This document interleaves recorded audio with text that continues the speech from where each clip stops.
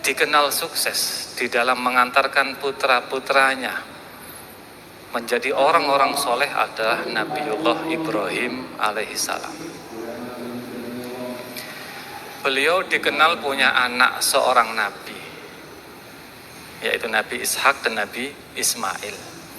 Punya cucu juga Nabi Yakub.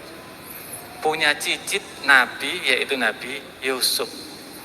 Di dalam tafsir Al-Baghawi bahkan dijelaskan semua putra-putra Nabi Yakub yang 12 orang itu semuanya nanti di akhir hayatnya menjadi nabi semua. Berarti berapa nabi yang lahir dari beliau? Belum lagi di bawahnya.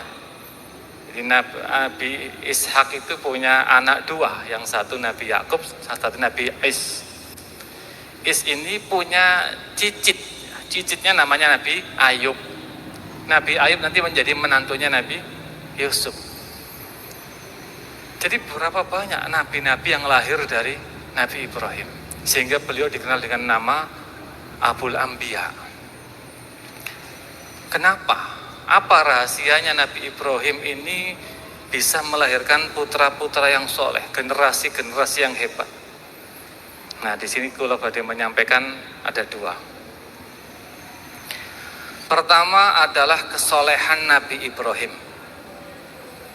Nabi Ibrahim itu sampun dinas dan Al-Quran, wa innahu fil akhirati laminas solihin. Dia termasuk orang-orang yang soleh. Kalau kita baca Al-Quran, kita akan lihat bahwa sifat-sifat Nabi Ibrahim itu komplit. Inna Ibrahim kana ummatan qanitan lillah. Ummah niku jami' lil khisal al-hamidah. Qanit niku taat maring Gusti Allah. Di ayat yang lain ada Inna Ibrahim la'awahun halim. Awah niku kasirut tadarru. Kathah DP ini datang Gusti Allah. Banyak istighfarnya.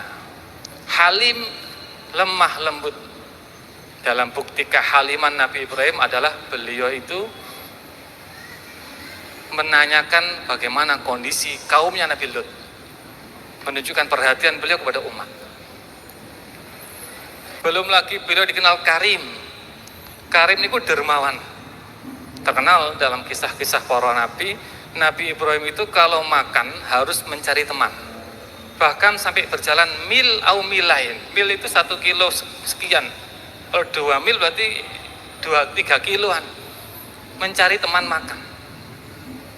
Nabi Ibrahim. Kita ingat bagaimana pengorbanan Nabi Ibrahim ketika didatangi tamu. Tamu yang tidak dikenal. Hal ataka hadisu dzaifi Ibrahim al-mukramin.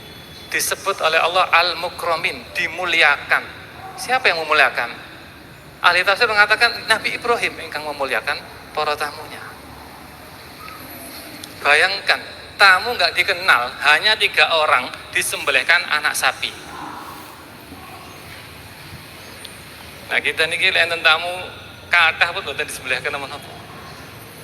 Niki Nabi Ibrahim, tamunya hanya 3 disembelihkan anak sapi. Itu pun tidak hanya disuguhkan. Ada kalimat bi'ijlin samin. Samin itu dibumboni. Termasuk dalam riwayat itu jelaskan faragha ila ahlihi. Ingkang nyapaken Ibrahim ya mbak. Dan dengan cepat-cepat nih. Itu menunjukkan bagaimana beliau karim.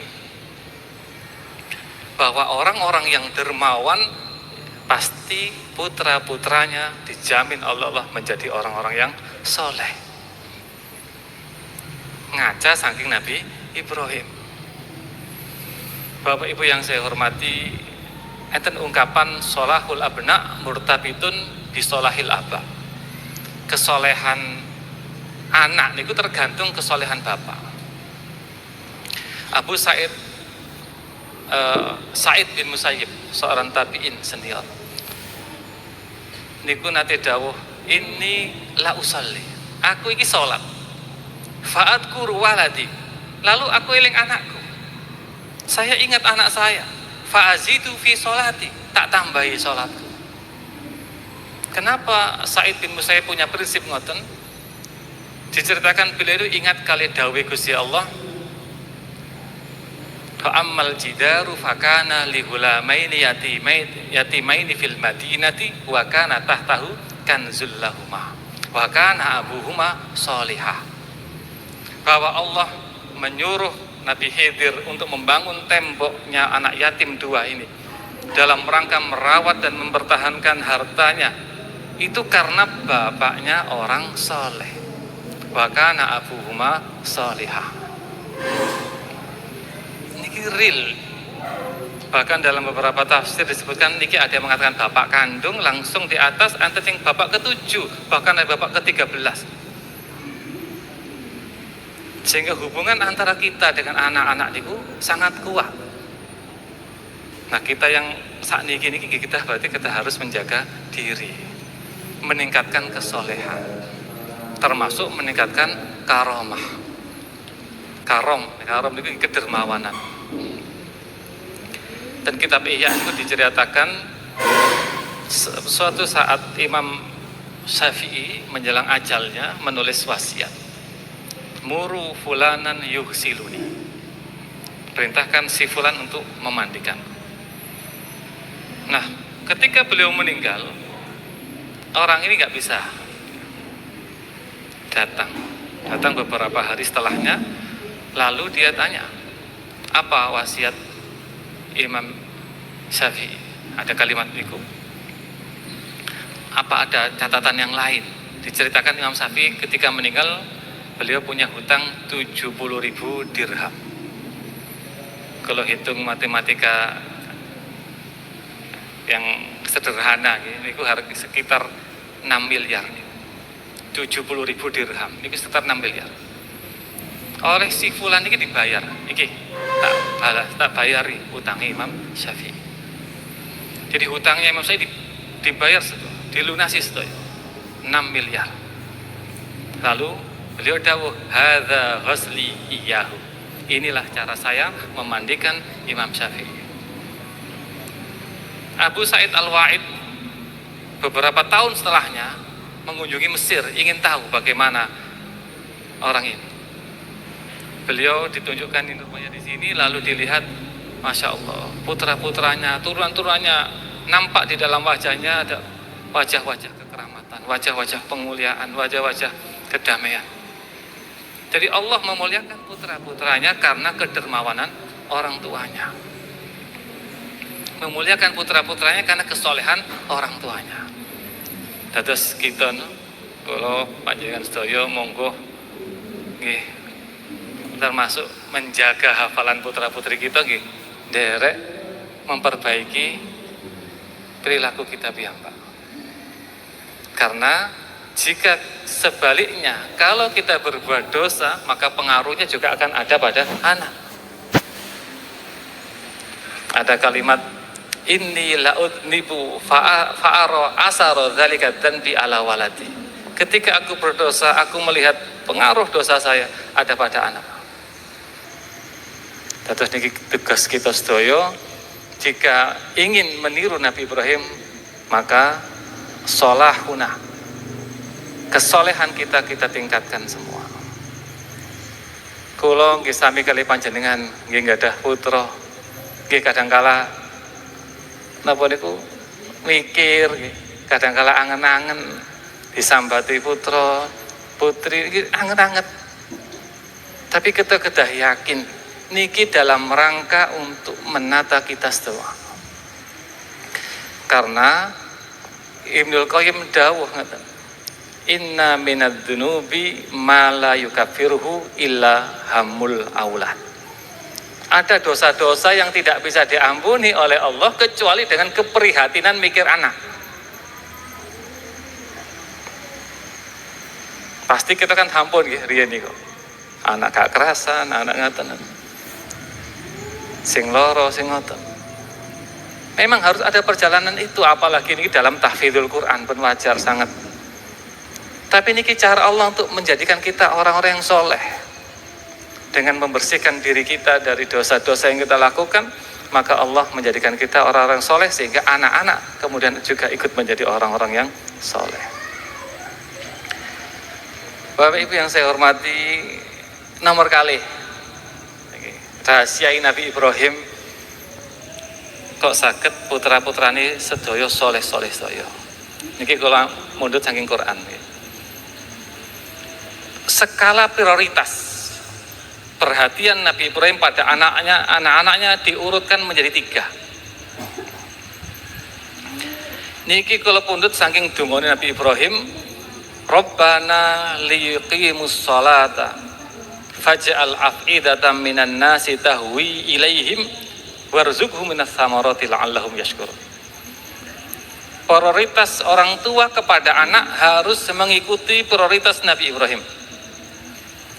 Yang pertama prioritas spiritual, prioritas ibadah. Nelpon anak dan pondok yang ditanyakan, ya apa sholatmu nak? Niku rahasianya Nabi Ibrahim. Para nabi kalau tinggal di Al-Quran rata-rata ngoten. Nabi Ismail itu disifati oleh Allah wa kana ya'muru ahlahu bis sholati waz zakat. Ngongkon anake salat Nabi Ismail. Nabi Yakub niku nggih sami. Am kuntum syuhada'a id hadara Yaqub al-mautu id qala li bani ma ta'buduna min ba'di. Badhe wafat takok engko nyembah sapa? Ingkang diperhatikan, yang diperhatikan oleh mereka orang-orang soleh para nabi adalah ibadahnya putra-putranya. Maka ini harus menjadi perhatian kita. Apalagi anak-anak kita sudah selesai hafalannya, sudah selesai 30 juz, 20 juz, 10 juz.